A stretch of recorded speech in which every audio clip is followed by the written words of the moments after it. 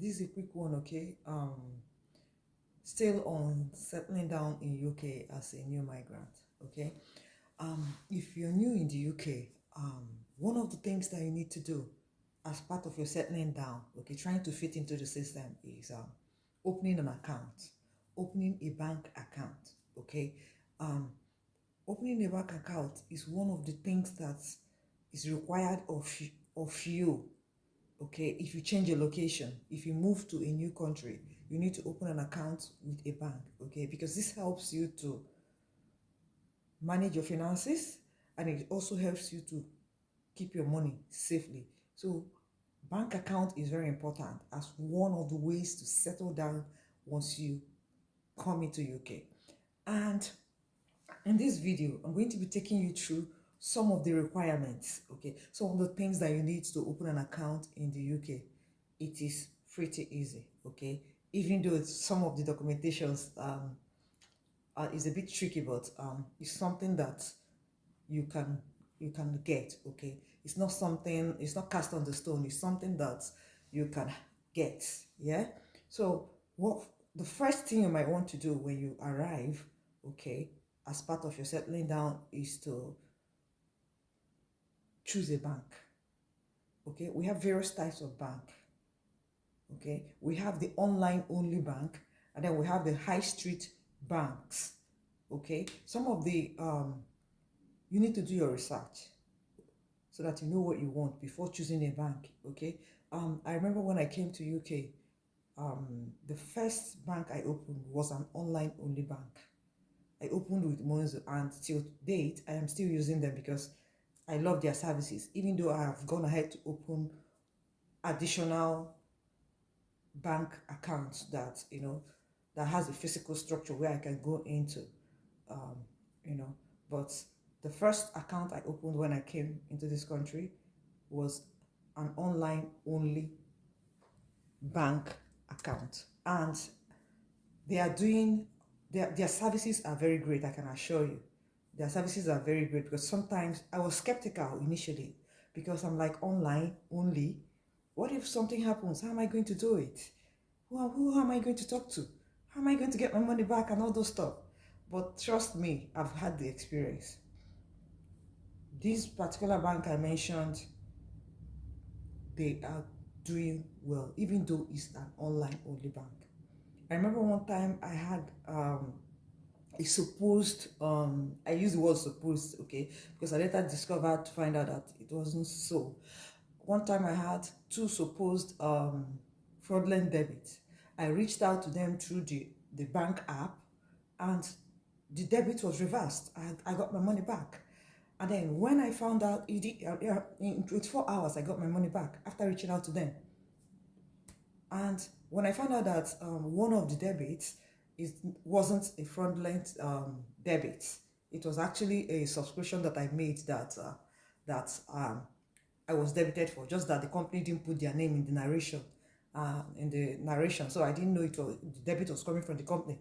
So when I found out that it was not a fraudulent debit, I got in touch with them, and they took the money back, and that's it. This is an online bank, so you don't need to be afraid of anything. Then, if you don't want online bank, if you want a physical bank that you can walk into, but I just want you to let you know that in the UK, you don't just walk into a bank. Most banks, you don't just walk into them to complain. It's a process. You book. If you have a challenge, either you put it online for them, or if you want to see them face to face. I'm talking about the high street physical structure banks. You need to book an appointment, and sometimes the appointment will be 6 weeks. Yes, 6 weeks. You won't find a date the whole of that month. Probably towards the end of the next month, maybe that's when you see a date that is available. All booked up. Yes, not all the banks, but most of them, the high street physical structure banks. Okay, so as you're making your choice for the particular kind of bank you use, please, it's important to do your research, because there's some things that you'll be expecting from your bank. Make sure that the particular one that you finally choose will offer those services, okay? Because different banks different terms and conditions. Look at their terms and conditions and then check and see to be sure that the terms and conditions is something that will suit you. When you're opening a bank account in the UK, please, don't have in mind opening today, closing tomorrow, opening another one. It will affect your credit rating. You might not know what it is now, but I'm telling you, one of these days I'll do a video on credit rating. If you open too much accounts and close some, your credit rating will not be good at all. It will affect it because everything in this country is documented.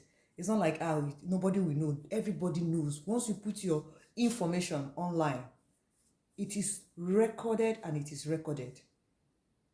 10 years, 20 years, that information is still there. Even though you're not using the service again, the information is still there. So please, make proper research and be sure that the bank you want to bank with, that they have the ability to offer you the services that you want in the future, not just presently. So that you don't go about opening and closing an account. At the end of the day, you will have challenge with your credit rating. Okay, so the next step after you have narrowed down to the particular bank you want that is able to offer you the services that you need is to put the documentation together. Here in the UK, account opening is done online. You open your account in your house. You don't go to the bank to open an account. They will refer you back home. You open your account online from your home. You see, I'm stressing from your home because it's very important. It is from your home, not from where you've gone to do your shopping, not from school if you're a student, okay? Not from any other place, but from your home. The reason it's important for you to open your account from your home is for address. When you're opening an account, the system is configured in such a way that it picks your location, and then when you put your address as you're filling the online forms, if you're putting that you live in, let's say East London, and then you went to somewhere in West and you're opening an account there, I mean, there'll be a mismatch and it will make the process of your account opening a very long one. I don't think you want that. So please get to your home where you live. Sit down there, make sure your Wi-Fi is on, and then open your account there. Okay, so I'll take you through the documentation process of account opening. Okay, if you're opening an account, you have to have a proof of identity. Okay, you have to have a proof of address, and then you have to have a proof that you're doing something, that you're working. Okay, the working part of it is not always requested by all banks, but you have to prove your address, then you have to prove your address, you have to prove your identity. So the documents that are required for you to do this, for proof of identity, you can use your international passport and then your BRP, biometric resident permit. Okay, in fact, if you're a person of color, you must have a BRP for you to open an account. No bank will open an account for you if you don't have a BRP, except you have become a citizen. Then your international passport serves the purpose. Okay, so that's means of identity. Then your address, your recent utility bill can serve as a means of address, your proof of address. Okay, but whereby you just came and you've not even or your bank statement can also serve as a means of maybe another bank that you have. Okay, 3 months bank statement can also serve as a means of proof of address. But whereby you just came, you haven't even had any bank account, this is the first bank account you're opening, and then where you're living, you haven't stayed there up to 3 months. Your national insurance, when you apply for national insurance number, they sent the number to you to an address. That letter that they sent to you can serve as your proof of address. I use that for myself when I was applying for bank account opening. That was what I used. Yes, you might want to say, oh, I don't have NIN yet. Don't worry. In my next video, I'll put you through the process of processing national insurance number in the UK because it's very important. Then some banks will also ask you for that, for your NIN number. They also ask you for your something like letter from your employer if you're working. Some of them will go ahead and ask you, why are you opening this account? And then if you tell them that, oh, I just got this new job, you have to give them a letter from your employer. Okay, you also have to give them, they need to know that what you're telling them is real. Okay, so you need letter from your employer if you're working, then your NIN number, because NIN number is very important. In fact, is your personal unique identifier number. A lot of things are attached to it in this country. You need to have an NIN number, okay? I'll treat that in my upcoming video. Now that you've gotten everything, the documentation that you need, then you go online to the website of the bank. You fill out the forms. They have a live camera. You're not scanning anything and uploading for them. They have a live camera that will scan those things while you're holding it. Now, the live camera scans those things and then checks if the pictures that are captured are clear enough. If they are clear enough, at the end of the process, it will generate an account number for you. In my own case, I use the account number because after it has generated the account number, at a point it will ask you to book an appointment with the bank. Yes, I booked an appointment with the bank. The appointment I booked with the bank is not for me to go and be giving them the documentation because I've already given them everything online. That is where they need it. But because I needed to have bank card, I believe that was why they asked me to come. I can't even remember exactly the reason for that appointment right now, because I know when I opened my Monzo online account, I got my bank card without, of course, they don't even have a physical branch for you to go to. So I can't really remember why I booked that appointment. It was compulsory if you're opening a new account with this other bank, this physical structure bank that I opened an account with. So after you have done that, please make sure that if you book an appointment, make sure that that time you are there. One thing about this country is that they work with time. They work with time.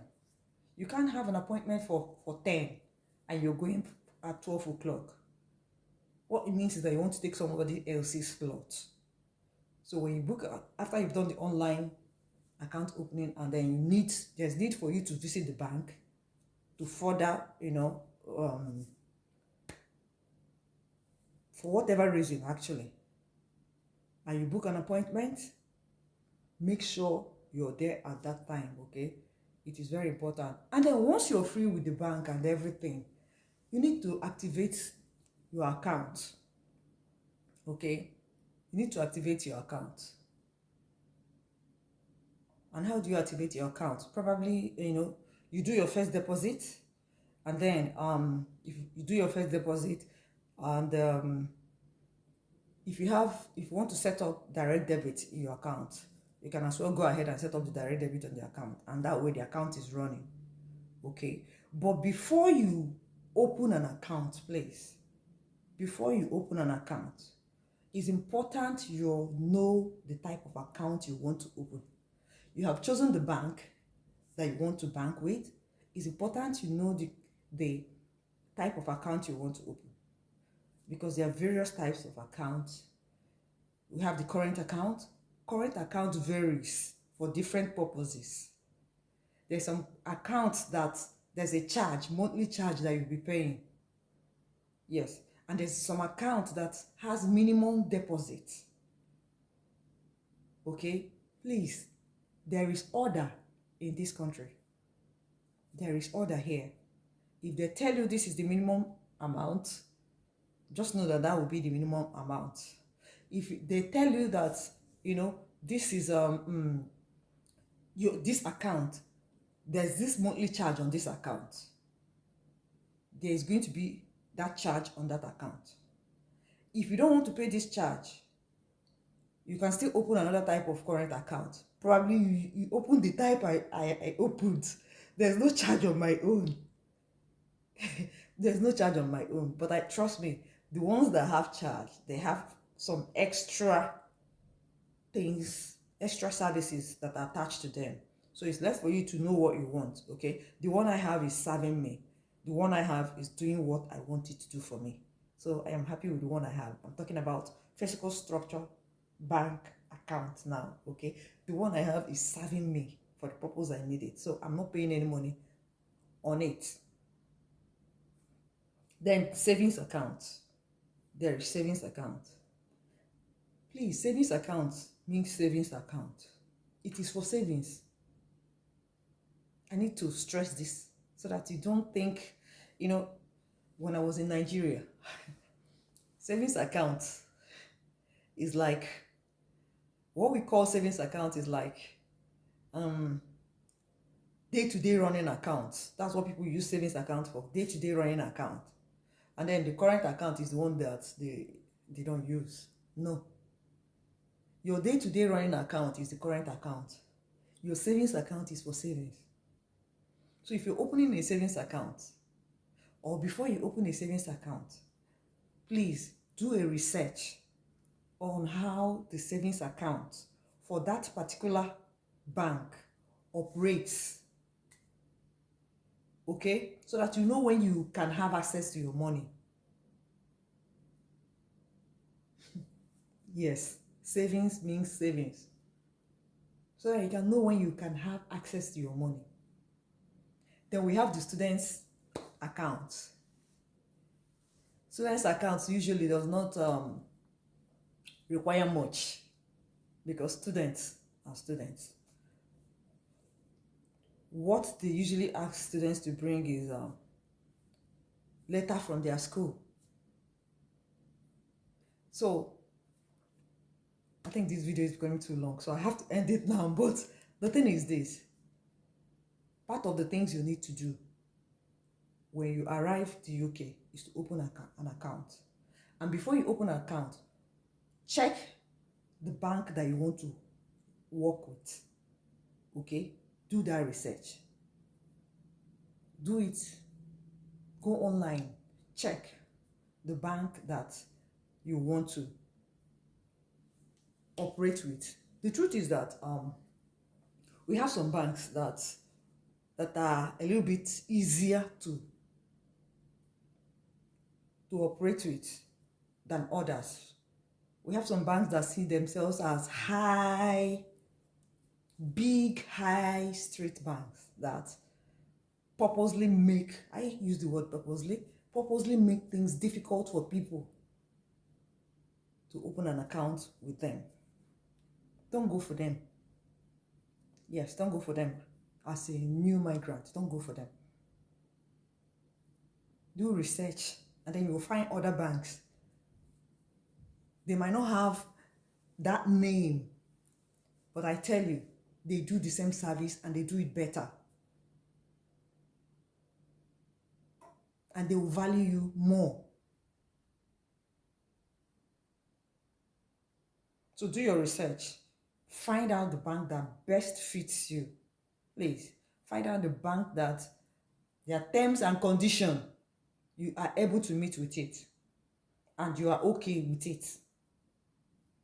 Know that there are various types of accounts. Current account, various types. Know the particular one you want. Savings account means savings account. If you're a student. Okay? And then I've also mentioned the requirements for this account opening. You do it at the comfort of your home. And then if you need to book an account and get to the bank and finish, When you book an account, when you book an appointment with the bank, and conclude, when you book an appointment, please make sure you attend your appointment at the particular time. Until I come your way next time, this is your girl Arch Global, signing out and asking you, have you subscribed to my channel? Just in case you have not, what are you waiting for? Hit that button, subscribe, and then send the video to your friends so that they can also know how to go about it, the process of account opening once they arrive in the UK. Until next time, bye-bye.